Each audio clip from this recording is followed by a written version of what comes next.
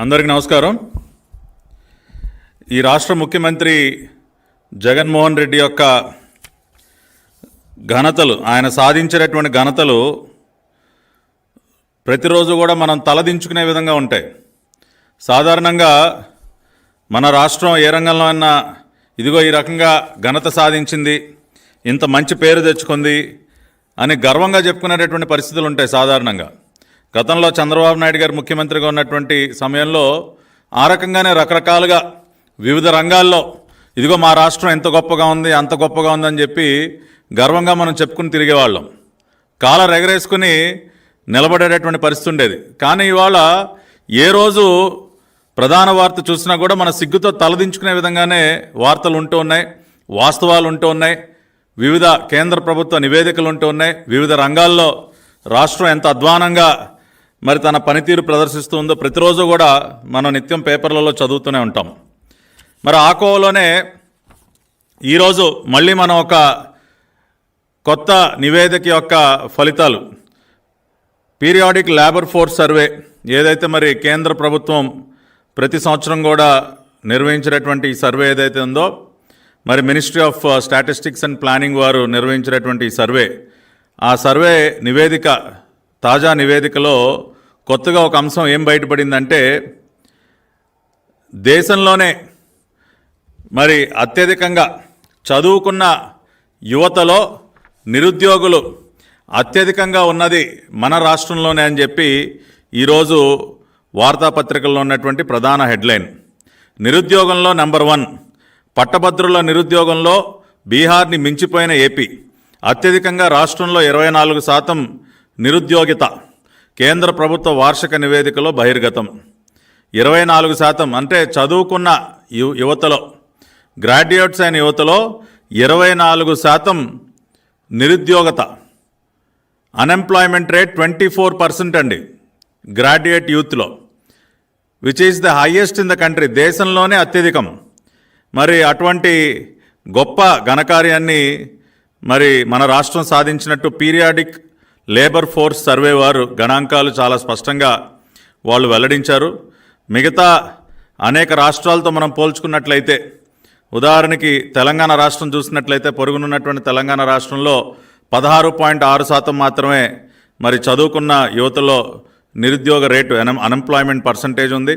తమిళనాడులో 16.3% ఉంది, కేరళలో 19.8% ఉంది, బీహార్లో 16.6%, కేవలం 16.6% బీహార్లో ఉంది. ఆ రకంగా మనకంటే కూడా అన్ని రాష్ట్రాలు కూడా చాలా తక్కువ అన్ఎంప్లాయ్మెంట్ పర్సంటేజ్ రేట్తో ఉంటే, మన రాష్ట్రం మాత్రం అత్యంత అధ్వానంగా 24%.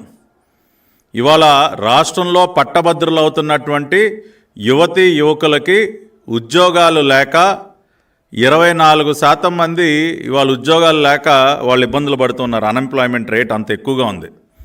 మరి దీనికి కారణం ఏంటి? గతంలో ఇటువంటి పరిస్థితి ఉందా అంటే ఇటువంటి పరిస్థితి ఎప్పుడు కూడా లేదు. చదువుకున్నటువంటి యువతకి ఇమ్మీడియట్గా రాష్ట్రంలో ఉద్యోగాలు దొరికేటటువంటి పరిస్థితి ఉండేది. చంద్రబాబు నాయుడు గారు ముఖ్యమంత్రిగా ఉన్నటువంటి సమయంలో ఆంధ్ర రాష్ట్రంలో మనం చూసినట్లయితే పుష్కలంగా పెట్టుబడులు వచ్చేటటువంటి సందర్భం. విదేశీ పెట్టుబడులు కానివ్వండి, దేశీయంగా కానివ్వండి, ఎన్నో రకాలైనటువంటి పరిశ్రమలు ఇక్కడ మన రాష్ట్రంలో ఏర్పడుతూ ఉండేవి. చాలా రకాలైనటువంటి ఉద్యోగాలు సృష్టింపబడుతూ ఉండేవి. కానీ ఇవాళ ఏ పరిశ్రమ కూడా రాష్ట్రం వైపు కన్నెత్తి చూడనటువంటి పరిస్థితి.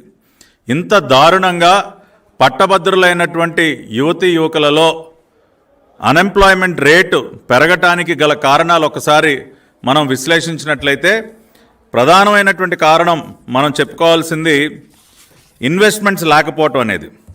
ఎప్పుడైనా కూడా ఉద్యోగాలు ఎప్పుడు కల్పింపబడతాయంటే, ఏమన్నా పెట్టుబడులు వచ్చి పరిశ్రమలు స్థాపించినప్పుడు, కొత్త కొత్త సంస్థల్ని ఇక్కడ ఏర్పాటు చేసినప్పుడు, అది ఏ సెక్టర్లో అయినా కానివ్వండి, మ్యానుఫ్యాక్చరింగ్ తయారీ రంగంలో కానివ్వండి, సేవా రంగంలో కానివ్వండి, ఏ రంగంలో అయినా పెట్టుబడులు వచ్చి ఇక్కడ ఆయా సంస్థలు పరిశ్రమలు ఏర్పడితే కొత్తగా ఉద్యోగాలు సృష్టింపబడతాయి. ఆ రకంగా మనం చూసినట్లయితే గత 4.5 సంవత్సరాల కాలంలో ఇది department for promotion of industry and internal trade, department of promotion of industry and internal trade వారి యాన్యువల్ రిపోర్ట్ ఒక్కసారి కనుక మనం చూసినట్లయితే ఆ ఫిగర్స్ 2014-19 మధ్య మరి ఎంత పెట్టుబడులు వచ్చేవి, ఇప్పుడు ఎంత దారుణంగా పెట్టుబడులు పడిపోయాయో మనకు క్లియర్గా అర్థమవుతుంది. ఒకసారి కనుక ఈ నివేదికలో ఏదైతే మరి ఇండస్ట్రియల్ ఆంట్రప్రెన్యూర్స్ మెమరాండం అంటే ఐఈఎంస్ అంటారు, పెట్టుబడులకు సంబంధించి ఒప్పందాలు ఎంత మేరకు జరిగాయన్న గణాంకాలు ఒకసారి మనం పరిశీలించినట్లయితే 2014లో 121 ఒప్పందాలు 21,510 కోట్లకి జరిగినటువంటి పరిస్థితి. 2015లో 135 ఒప్పందాలు 21,300 కోట్లు. 2016లో 164 ఒప్పందాలు 34,464 కోట్లు. 2017లో 154 ఒప్పందాలు 29,537 కోట్లు. 2018లో 161 ఒప్పందాలు 19,804 కోట్లు. మొత్తంగా 2014 నుంచి 2019 మధ్య 126,615 కోట్ల రూపాయలు పెట్టుబడులకు సంబంధించి, అంటే దేశీయంగా ఏదైతే పెట్టుబడులు ఉంటాయో వాటికి సంబంధించి ఒప్పందాలు జరిగినటువంటి పరిస్థితి 126,615 కోట్లు. అంటే యావరేజ్ని మనం చూసినట్లయితే 25,323 కోట్ల రూపాయలు పెట్టుబడులు మన రాష్ట్రానికి రావటం జరిగిందని చెప్పి, ఇది మేం చెప్తున్నది కాదండి, department for promotion of industry and internal trade వారి నివేదిక చెప్తా ఉంది. మరి చంద్రబాబు నాయుడు గారి హయాంలో యావరేజ్న 25,323 కోట్లు మన రాష్ట్రానికి పెట్టుబడులు వస్తే, జగన్మోహన్ రెడ్డి ముఖ్యమంత్రి అయిన తర్వాత 2019 నుంచి 2022 డిసెంబర్ వరకు ఉన్నటువంటి గణాంకాల ప్రకారం ఆ 4 సంవత్సరాల కాలంలో కేవలం సంవత్సరానికి 13,515 కోట్లు మాత్రమే పెట్టుబడులు రావటం జరిగిందని చెప్పి ఈ నివేదిక చాలా స్పష్టంగా చెప్తా ఉంది. అంటే చంద్రబాబు నాయుడు గారు సాధించినటువంటి పెట్టుబడుల్లో సగానికి సగం మాత్రమే జగన్మోహన్ రెడ్డి ఈ రాష్ట్రానికి తీసుకురాగలిగాడు. అంటే 50% పెట్టుబడులు మనం కోల్పోయాం. 5 సంవత్సరాల కాలంలో 126,615 కోట్లండి. ఈ ఫారెన్ అంటే విదేశీ పెట్టుబడులు కాకుండా నేను చెప్తూ ఉన్నా, 126,615 కోట్లు. యావరేజ్ని 25,323 కోట్లు తీసుకొస్తే జగన్మోహన్ రెడ్డి 4 సంవత్సరాల కాలంలో 2022 డిసెంబర్ వరకు 54,060 కోట్లు మాత్రమే, యావరేజ్న 13,515 కోట్లు. సగానికి సగం పడిపోయింది. మరి సగానికి సగం పెట్టుబడులు పడిపోతే ఇంక ఉద్యోగాలు ఏం కల్పింపబడతాయండి? సాధారణంగానే ఎంప్లాయ్మెంట్ ఉండదు. ఎప్పుడైతే పెట్టుబడులు పడిపోతాయో ఉద్యోగాలు దొరకవు, అన్ఎంప్లాయ్మెంట్ రేట్ పెరిగిపోతుంది. అదేవిధంగా మీరు ఫారెన్ డైరెక్ట్ ఇన్వెస్ట్మెంట్స్ విదేశీ పెట్టుబడుల సంగతి చూసినా కూడా latest report state wise FDI equity inflow from 2019 October to September 2023, October 2019 నుంచి సెప్టెంబర్ 2023 వరకు the great mister Jagan Reddy Andhra రాష్ట్రానికి సాధించినటువంటి విదేశీ పెట్టుబడులు కేవలం 6,679 కోట్లు మాత్రమే. కేవలం 6,679 కోట్లు. అదే చంద్రబాబు నాయుడు గారు 2018-19 ఒక్క సంవత్సరంలోనే ఆంధ్ర రాష్ట్రానికి 23,882 కోట్ల రూపాయలు విదేశీ పెట్టుబడులు సాధించడం జరిగింది. అంటే దేశీయంగా పెట్టుబడుల సంగతి చూసినా, విదేశీ పెట్టుబడుల అంశం చూసినా కూడా ఎక్కడా కూడా పొంతం లేదు. చంద్రబాబు నాయుడు గారు సాధించినటువంటి పెట్టుబడులకి, జగన్మోహన్ రెడ్డి తీసుకొచ్చినటువంటి పెట్టుబడులకి ఎక్కడా కూడా పొంతం లేదు. విదేశీ పెట్టుబడులు 4 సంవత్సరాలు ఈయన గారు 6,679 తీసుకొస్తే, చంద్రబాబు నాయుడు గారు 2018-19 ఒక్క సంవత్సరంలోనే 23,882 కోట్లు. అంటే ఆ రకంగా పూర్తిగా రాష్ట్రానికి పెట్టుబడులన్నీ కూడా నిలిచిపోవటం వల్ల ఎక్కడా కూడా ఉద్యోగ కల్పన అనేది జరగటం లేదు. ఉద్యోగ కల్పన జరగకపోవటం వల్ల నిరుద్యోగ రేటు, అన్ఎంప్లాయ్మెంట్ రేటు విపరీతంగా పెరిగిపోతుంది. దాని యొక్క పర్యవసానమే ఇవాళ 24%, గ్రాడ్యుయేట్స్లో 24% అన్ఎంప్లాయ్మెంట్ రేట్ ఇండియాలోనే హయ్యెస్ట్. దాని యొక్క ఫలితం వల్లే పెట్టుబడులు ఆగిపోవటం వల్ల జగన్మోహన్ రెడ్డి యొక్క అవినీతి ప్రభుత్వాన్ని చూసి భయపడి ఎవరు రావట్లా. ఇక్కడ ఎవరు పెట్టుబడి పెట్టాలన్నా తాడేపల్లి కొంపకి కమిషన్ కట్టాలి కదా. ఇక్కడ వీళ్ళ వేధింపులు తాళలేక, ఈ కమిషన్లు కట్టుకోలేక, ఈ అవినీతిని భరించలేక ఎవరు కూడా రూపాయి పెట్టుబడి పెట్టట్లేదు. ఇక రెండవ కారణం ఏంటంటే, జగన్మోహన్ రెడ్డి చాలా గొప్పగా తన మేనిఫెస్టో ఇవాళ భగవద్గీత, బైబిల్, ఖురాన్ అని చెప్తూ ఉంటాడు. మరి ఆ మేనిఫెస్టోలో ఆయన గారు ఏం చెప్పారండి? ప్రతి సంవత్సరం జనవరిలో జాబ్ క్యాలెండర్ని విడుదల చేస్తానని హామీ ఇచ్చిన మాట వాస్తవం అవునా కాదా? ఏమైనా జగన్ రెడ్డి నువ్వు ఎన్నిసార్లు ఇచ్చావా జాబ్ క్యాలెండర్? ఎన్నిసార్లు విడుదల చేసావు? 2020 జనవరి అయిపోయింది, 21 జనవరి అయిపోయింది, 22 జనవరి అయిపోయింది, 23 జనవరి, 4 సంవత్సరాలు చూసాం. రేపు ఇదిగో వచ్చే నెల మళ్ళీ జనవరి, 5వ జనవరి వస్తూ ఉంది. నువ్వు ప్రతి జనవరి మాసంలో జాబ్ క్యాలెండర్ విడుదల చేసావా? ఈ 4 ఏళ్లలో నువ్వు ఒక్కసారి జాబ్ క్యాలెండర్ని విడుదల చేసావు. అది కూడా ఎప్పుడు? జూన్ 2021లో, జనవరిలో కాదు, జూన్ 2021లో. ఈ 4.5 సంవత్సరాలు అంటే ఇంకేముంది, 5 సంవత్సరాలు ఇంకా 3 నెలలు అయిపోతే 5 సంవత్సరాలు. ఇప్పటి వరకు నువ్వు విడుదల చేసింది జాబ్ క్యాలెండర్ ఒకే ఒక్కసారి. కానీ నీ మేనిఫెస్టోలో ఏం చెప్పావు? ప్రతి సంవత్సరం జనవరి మాసంలో జాబ్ క్యాలెండర్ విడుదల చేస్తానని చెప్పి హామీ ఇచ్చావు. ఎక్కడ నిలబెట్టుకున్నావు హామీ? ఏదో 99% హామీలన్నీ నెరవేర్చేశాను, ఆ రికార్డు సాధించినటువంటి ఏకైక వ్యక్తిని నేనే, ఇచ్చినటువంటి ప్రతి హామీ నిలబెట్టుకున్నానని చెప్పి సొంత డబ్బా కొట్టుకుంటావు కదా నువ్వు. ఎక్కడిచ్చావు జాబ్ క్యాలెండర్? విడుదల చేసినటువంటి ఆ ఒక్కసారి కూడా ఏం చెప్పావు నువ్వు? 10,143 ఉద్యోగాలకు సంబంధించి నియామకాలు పూర్తి చేస్తా అన్నావు. ఏది పూర్తి చేసావా? ప్రతి జనవరి లేదు. విడుదల చేసినటువంటి ఆ ఒక్కసారి కూడా నువ్వు హామీ ఇచ్చిన విధంగా, నువ్వు ప్రకటించిన విధంగా 10,143 ఉద్యోగాలు ఎక్కడిచ్చావు నువ్వు? ఇప్పటి వరకు ఒక్క ఉద్యోగాన్ని కూడా భర్తీ చేయాల. అంటే రెండవ ప్రధాన కారణం ఏంటంటే ఈ రోజున అన్ఎంప్లాయ్మెంట్ రేట్ పెరిగిపోవటానికి కారణం జగన్మోహన్ రెడ్డి ఇచ్చినటువంటి హామీని నిలబెట్టుకోకపోవటం. ఏదైతే ప్రతి సంవత్సరం జనవరిలో జాబ్ క్యాలెండర్ విడుదల చేసి దాదాపుగా 2,30,000 ప్రభుత్వ ఉద్యోగాల భర్తీకి కానివ్వండి, ఇంక ఇతరత్ర అనేక ఉద్యోగాలు నేను కల్పిస్తానని చెప్పి ఏదైతే హామీ ఇచ్చాడో ఆ హామీని నిలబెట్టుకోకపోవటం వల్ల కూడా ఇవాళ గ్రాడ్యుయేట్స్ అయినటువంటి యువకులకు ఉద్యోగాలు దొరక్క అన్ఎంప్లాయ్మెంట్ రేట్ పెరిగిపోతుంది. ఇది రెండవ కారణం, జగన్మోహన్ రెడ్డి చేసినటువంటి మోసం.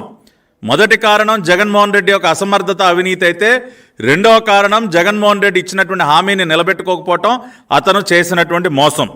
ఇక మూడవ కారణం గురించి ఒకసారి మనం ఆలోచించినట్లయితే గతంలో చంద్రబాబు నాయుడు గారి హయాంలో స్కిల్ డెవలప్మెంట్ మీద ప్రత్యేకమైనటువంటి దృష్టి సారించడం అనేది మనం చూసాం. రాష్ట్ర వ్యాప్తంగా దాదాపు 40 స్కిల్ డెవలప్మెంట్ సెంటర్లని ప్రారంభించి కొన్ని వేల మందికి ఆయన ఉద్యోగాలు ఇప్పించారు. కొన్ని లక్షల మందికి దానిలో ఆయన ట్రైనింగ్ ఇప్పించారు. గ్రాడ్యుయేషన్ పట్టభద్రులైనటువంటి యువకులకి అదనపు నైపుణ్యాన్ని కల్పించడం కోసం రాష్ట్ర వ్యాప్తంగా నైపుణ్య శిక్షణా కేంద్రాలు ప్రారంభించి వారికి మంచి ఉద్యోగాలు కల్పించినటువంటి కార్యక్రమానికి శ్రీకారం చుడితే దాన్ని కూడా అటకెక్కించావు కదా.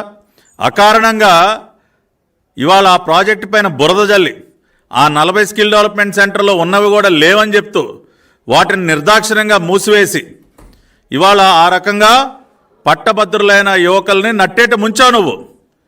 ఎందుకు ముయ్యాల్సి వచ్చిందయ్యా? గతంలో చంద్రబాబు నాయుడు గారు ఎంతోమంది, కొన్ని వేల మందికి ఉద్యోగాలు ఇప్పించారు కదా స్కిల్ డెవలప్మెంట్ సెంటర్స్ ద్వారా. ఇవాళ అవే గనక ఇంకా కూడా పనిచేస్తూ ఉండుంటే ఇంకెంతమందికి ఉద్యోగాలు వచ్చి ఉండేవి. ఇవాళ నువ్వు వాటిని నిర్దాక్షిణ్యంగా మూసివేయటం వల్ల కేవలం నీ కక్ష సాధింపులో భాగంగా బ్రహ్మాండంగా పనిచేస్తూ కొన్ని వేల మందికి ఉపాధి కల్పిస్తున్నటువంటి స్కిల్ డెవలప్మెంట్ సెంటర్స్ ఈ రోజున నీ పుణ్యాన అవన్నీ కూడా మూతపడటం వల్ల, నీ కక్ష సాధింపుకి బలైపోవటం వల్ల ఇవాళ ఉద్యోగాలు దక్కేటటువంటి ఉద్యోగాలు కూడా దక్కకుండా పోయాయి. దానివల్ల కూడా తీవ్రమైనటువంటి నష్టం జరుగుతూ ఉంది. అది కూడా ఒక ప్రధాన కారణం కదా.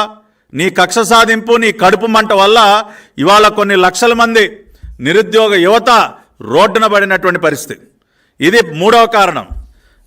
నాలుగవది, గతంలో చంద్రబాబు నాయుడు గారు ఒక అద్భుతమైనటువంటి పథకాన్ని ముఖ్యమంత్రి యువనేస్తం పేరుతో పట్టభద్రులైనటువంటి యువకులకి వాళ్ళు కాలేజీల నుంచి బయటికి రాగానే వాళ్ళకి నిరుద్యోగ భృతి కల్పించేవారు. దాదాపుగా ప్రతి నెల 6 లక్షల మందికి నిరుద్యోగ భృతి ఆ రోజున తెలుగుదేశం పార్టీ ప్రభుత్వం అందించేటటువంటి పరిస్థితి. మరి అటువంటి పథకాన్ని నువ్వు దేనికి రద్దు చేశావు? నిరుద్యోగ భృతి కల్పించడమే కాకుండా ప్రభుత్వం మధ్యవర్తిగా ఉండి కంపెనీల వారితో మాట్లాడి లైసెన్సింగ్ చేసి ఉద్యోగాలు కల్పించేటటువంటి పరిస్థితి ఉండేది. కేవలం ఏదో డబ్బులు ఇచ్చి చేతులు దులుపుకోవటమే కాకుండా నిరుద్యోగ భృతి అందిస్తూనే వాళ్ళకి అదనంగా నైపుణ్య శిక్షణనిచ్చి వాళ్ళకి క్యాంపస్ ఇంటర్వ్యూస్ కండక్ట్ చేసి వాళ్ళకి ప్లేస్మెంట్స్ అందించేటటువంటి కార్యక్రమాన్ని చంద్రబాబు నాయుడు గారు ప్రభుత్వం ఆ రోజున చేపట్టింది. ఇవాళ నువ్వు అధికారంలోకి రాగానే దేనికి ఆ పథకాన్ని రద్దు చేశావు? ఇవాళ ఆ పథకం కనుక నడుస్తూ ఉంటే కొంత ఉద్యోగాలు దొరికే వరకు కూడా నిరుద్యోగ యువకులకి ఆర్థికంగా కొంత సహాయం అందుండేది కదా. ఆ పథకాన్ని రద్దు చేయాల్సినటువంటి అవసరం దేనికి వచ్చింది నీకు? అకారణంగా ఆ పథకాన్ని రద్దు చేయటం వల్ల వారికి దక్కాల్సినటువంటి ఆర్థిక లబ్ధి దక్కకపోవటమే కాకుండా ఇవాళ ఆ పథకం ద్వారా ఎంతోమంది ఉద్యోగాలు కూడా పొందేటటువంటి అవకాశం ఉండేది. ఆ నైపుణ్య శిక్షణ కార్యక్రమాన్ని కూడా దానికి అనుసంధానం చేశారు. కాబట్టి ఆ పథకం రద్దు చేయటం వల్ల కూడా రాష్ట్రంలో ఉన్నటువంటి పట్టభద్రులైనటువంటి యువకులు తీవ్రంగా నష్టపోతూ ఉన్నారు. జగన్మోహన్ రెడ్డి మిగతా అనేక వర్గాలకు ఏ రకంగా అయితే అనేక సంక్షేమ పథకాలను రద్దు చేశాడో ఇవాళ రాష్ట్రంలో ఉన్నటువంటి లక్షలాది మందికి మేలు చేసేటటువంటి ఆ రోజున చంద్రబాబు నాయుడు గారు తీసుకొచ్చినటువంటి ముఖ్యమంత్రి యువనేస్తం ఏదైతే ఉందో ఆ పథకానికి కూడా ఇవాళ ఈయన గారు పూర్తిగా కూడా దానికి తిలోదకాలు ఇవ్వటం వల్ల తీవ్రంగా నష్టపోయినటువంటి పరిస్థితి వాళ్ళు మనం చూస్తూ ఉన్నాం. ఈ రకంగా ఇన్ని రకాలైనటువంటి కారణాల వల్ల ఇవాళ ఏం జరుగుతోంది, ఉద్యోగాలు దొరక్క విపరీతంగా అన్ఎంప్లాయ్మెంట్ రేటు పెరిగిపోవటం వల్ల ఇవాళ మన కళ్ళెదురుగుండా కనపడుతున్నటువంటి ఫలితం ఏంటండి? విపరీతంగా ఆత్మహత్యలు పెరిగిపోతున్నాయి. ఈ మధ్యనే విడుదల చేసినటువంటి ఎన్సీఆర్బి రిపోర్ట్ ఒక్కసారి కనుక మనం పరిశీలించినట్లయితే, national crime records bureau NCRB వారు 2022 లేటెస్ట్ నివేదికలో మనం చూసినట్లయితే 2019లో 214 మంది, 2020లో 358 మంది, 2021లో 409 మంది, 2022లో 364 మంది, 2023లో మరి విడుదల చేసే వరకు దాదాపుగా 400 మంది. దాదాపుగా ఈ 4 ఏళ్ల కాలంలో 1745 మంది నిరుద్యోగ యువత ఆత్మహత్యలు చేసుకున్నారు. కేవలం నీ యొక్క చేతగానితనం వల్ల, నువ్వేదైతే దగా చేసావో, ప్రతి సంవత్సరం కూడా జనవరి మాసంలో జాబ్ క్యాలెండర్ విడుదల చేస్తానని చేయకుండా కొన్ని లక్షల మంది నిరుద్యోగుల్ని దగా చేసినందుకు గాను ఇవాళ మన కళ్ళెదురుగుండా కనపడుతున్నటువంటి వాస్తవం ఏంటంటే 1745 మంది నిరుద్యోగులు ఆత్మహత్యలు చేసుకున్నారు. ఇవాళ దేశంలో ఇంకా అనేక రాష్ట్రాల కంటే ఇది చాలా అధికం. బీహారు, పశ్చిమ బెంగాల్ 2 రాష్ట్రాలు కలిపినా కూడా ఇంతమంది నిరుద్యోగులు ఆత్మహత్యలు చేసుకోలేదు. ఇంతమంది ప్రాణాలు బలి తీసుకున్నటువంటి నరరూప రాక్షసుడు నువ్వు జగన్ రెడ్డి. ఒక పక్కనేమో పెట్టుబడులు రాకుండా ఆపేశావు. ఏ రకంగా పరిశ్రమలు కానీ కొత్త సంస్థలు కానీ రాష్ట్రంలోకి రావటం మానేశాయి. దానివల్ల కొత్తగా ఉద్యోగ కల్పన అనేది ఆగిపోయింది. ఫారెన్ డైరెక్ట్ ఇన్వెస్ట్మెంట్స్ ఆగిపోయాయి. ఉద్యోగ కల్పన లేకపోవటం వల్ల ఇవాళ ఉద్యోగాలు లేక దిక్కుతోచినటువంటి పరిస్థితుల్లో ఇవాళ రాష్ట్రంలో ఉన్నటువంటి యువత అంతా ఉన్నారు. రెండో పక్కన చంద్రబాబు నాయుడు గారు యువత కోసం ప్రారంభించినటువంటి నైపుణ్య శిక్షణ కేంద్రాలని నీ కక్ష సాధింపులో భాగంగా వాటన్నిటిని కూడా అటకెక్కించావు. 40 స్కిల్ డెవలప్మెంట్ సెంటర్స్. ఇవాళ కనుక 40 స్కిల్ డెవలప్మెంట్ సెంటర్స్ మన కళ్ళెదురుగుండా ఉండుంటే కొన్ని లక్షల మంది యువతకి దానిలో మంచి నైపుణ్య శిక్షణ దొరుకుండేది. ఎంతోమందికి ఉద్యోగాలు కూడా దక్కుండేవి కదా జగన్ రెడ్డి. ఇవాళ నీ కడుపు మంట వల్ల స్కిల్ డెవలప్మెంట్ సెంటర్స్ అన్నీ కూడా మూత పడటం వల్ల ఇవాళ ఎంత నష్టం జరుగుతూ ఉంది. 24% సిగ్గుండాలి నీ ప్రభుత్వానికి. ఈ రాష్ట్రంలో పట్టభద్రులైనటువంటి యువతీ యువకులలో నిరుద్యోగ శాతం 24%, which is the highest in the country. ఇవాళ నువ్వు తమిళనాడు తీసుకున్నా, తెలంగాణ తీసుకున్నా, కర్ణాటక తీసుకున్నా, ఆఖరికి బీహార్, ఛత్తీస్గఢ్ లాంటి వెనకబడినటువంటి రాష్ట్రాలు తీసుకున్నా కూడా మనకంటే చాలా తక్కువగా ఉంది అన్ఎంప్లాయ్మెంట్ పర్సంటేజ్ రేటు. ఇవాళ ఇన్ని రకాలైనటువంటి దుర్మార్గాలు నువ్వు చేయటం వల్ల ఇవాళ ఎంత నష్టపోతా ఉన్నారో నువ్వు ఒక్కసారి ఆలోచించాలి. 1745 మంది ఆత్మహత్యలు చేసుకున్నారు. కొంతమంది ఆత్మహత్యలకు బలవుతా ఉంటే ఇంకా మెజారిటీ శాతం ఏం జరుగుతూ ఉంది? ఉద్యోగాలు లేక రోడ్ల మీద తిరుగుతున్నటువంటి యువత ఈ రోజున నీ గంజాయికి బానిసలైపోతూ ఉన్నారు. ఒక పక్కన వాళ్ళకి ఉద్యోగాలు దక్కకుండా రకరకాలైనటువంటి పనులు చేసావు. రెండో పక్కన ఏం చేస్తూ ఉన్నావు? వాళ్ళని నీ గంజాయి వ్యాపారానికి బలి చేస్తూ ఉన్నావు. ఇవాళ ఉద్యోగాల మాట దేవుని ఎరుగు. బ్రహ్మాండంగా నీ గంజాయి వ్యాపారం సాగుతుంది కదా జగన్ రెడ్డి రాష్ట్రంలో. ఇవాళ దానికి ప్రధానంగా కస్టమర్స్ ఎవరు? ఈ రోజున కాలేజీల్లో చదువుకునేటటువంటి యువతి యువకులే కదా. ఆఖరికి స్కూల్ విద్యార్థులు కూడా దానికి బానిసలు అవుతూ ఉన్నారు. ఒక పక్కన వాళ్ళకి భవిష్యత్తు లేకుండా చేసి రెండో పక్కన నీ గంజాయికి కూడా వాళ్ళని బలి చేస్తూ ఉన్నావు.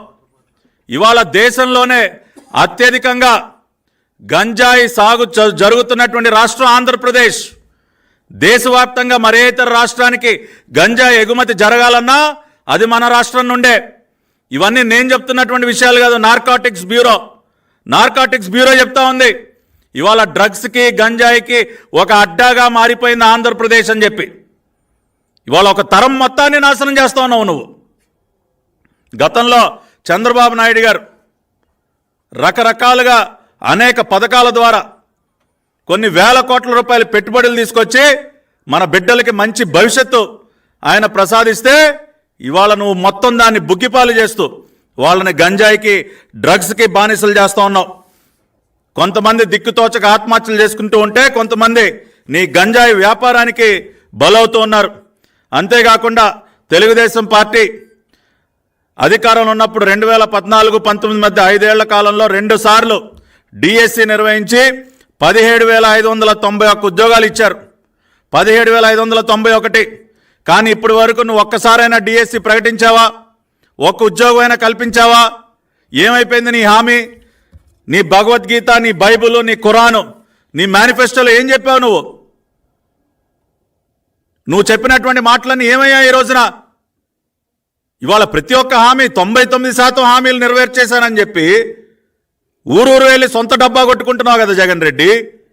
ఏమైపోయింది నువ్వు రాసినటువంటి మాటలు? నీ మాటలు ఏమైపోయాయి? ఇవాళ అవన్నీ అమలు కాకపోయేసరికి డిఎస్సి లేదు, జాబ్ క్యాలెండర్ లేదు, ప్రభుత్వ ఉద్యోగాల కల్పన లేదు. ఇవన్నీ ఏమీ లేకపోవటం వల్ల తీవ్రంగా నష్టపోయింది ఇవాళ రాష్ట్రంలో ఉన్నటువంటి యువత. కాబట్టి ఇవాళ 24% పట్టభద్రుల్లో నిరుద్యోగ శాతం పెరిగిపోవటానికి ఏకైక కారకుడు జగన్మోహన్ రెడ్డి.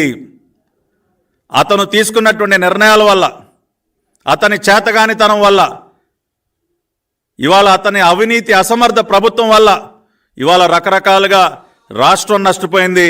రాష్ట్రంలో ఉన్నటువంటి యువతంతా కూడా నష్టపోయారు.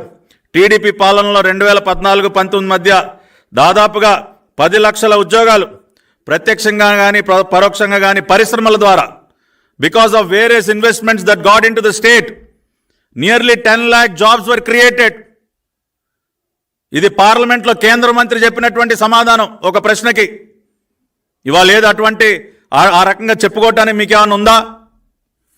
మీరు సాధించినటువంటి ఘనకార్యం ఏంటో కేంద్ర ప్రభుత్వ నివేదికలే చెప్తా ఉన్నాయి కదా. Department for promotion of industry and internal trade, their latest annual report, it is a live example for your failure, Mr. Jagan Reddy. ఈ నివేదికలు చెప్తా ఉన్నాయి నువ్వు ఎంత గొప్పగా పనిచేశావో. వీటన్నిటి ఆధారంగానే ఇవాళ మేము ప్రశ్నిస్తూ ఉన్నాం. జవాబు చెప్పి ఇవాళ రాష్ట్రంలో ఉన్నటువంటి యువత మొత్తానికి కూడా నువ్వు జవాబు చెప్పి తీరాలి. అదేవిధంగా రాష్ట్ర ప్రజలు మరీ ముఖ్యంగా యూత్ అంతా కూడా దయచేసి మీరు ఆందోళన చెందొద్దండి. ఎవరు కూడా దయచేసి ఆత్మహత్యలు చేసుకోవద్దు. ఇంకా 3 నెలల కాలంలో మీరందరూ కోరుకున్న విధంగా నారా చంద్రబాబు నాయుడు గారు తిరిగి రాష్ట్రానికి ముఖ్యమంత్రి కాబోతున్నారు. పెద్ద ఎత్తున మళ్ళీ కూడా పెట్టుబడులు రాబోతూ ఉన్నాయి, పరిశ్రమలు వస్తాయి, ఉద్యోగాలు కల్పిస్తాం. అదేవిధంగా ప్రభుత్వ పరంగా కూడా ఏదైతే 5 సంవత్సరాల కాలంలో ఒక్క డిఎస్సి కూడా నిర్వహించకుండా, ఒక్క ఉద్యోగాన్ని కూడా భర్తీ చేయకుండా ఈ రాష్ట్ర ముఖ్యమంత్రి దగా చేశాడో ఆ విధంగా కాకుండా ప్రభుత్వ ఉద్యోగాలు భర్తీ చేస్తాం, ప్రైవేట్ సెక్టర్లో ఇన్వెస్ట్మెంట్స్ తీసుకొచ్చి ఎంప్లాయ్మెంట్ క్రియేట్ చేస్తాం, గతంలో మాదిరిగా నిరుద్యోగ భృతి కల్పిస్తాం, స్కిల్ డెవలప్మెంట్ సెంటర్స్ని ప్రారంభిస్తాం.